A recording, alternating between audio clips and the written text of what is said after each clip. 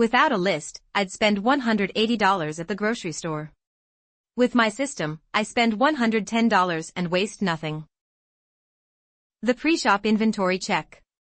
Open your fridge and pantry before writing one word. List what needs to be used up first. Build meals around what you already have.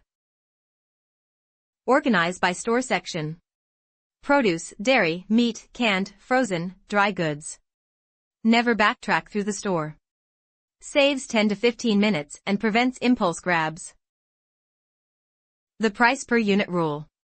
Always compare price per ounce, not package price.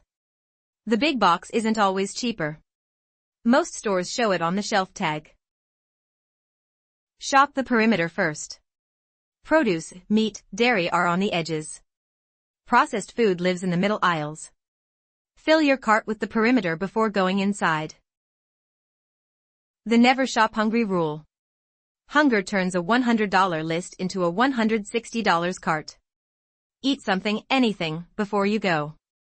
Or shop for grocery pickup online to skip the store entirely. Grab our free printable grocery list template organized by section, link in description. New tips Monday, Wednesday, Friday.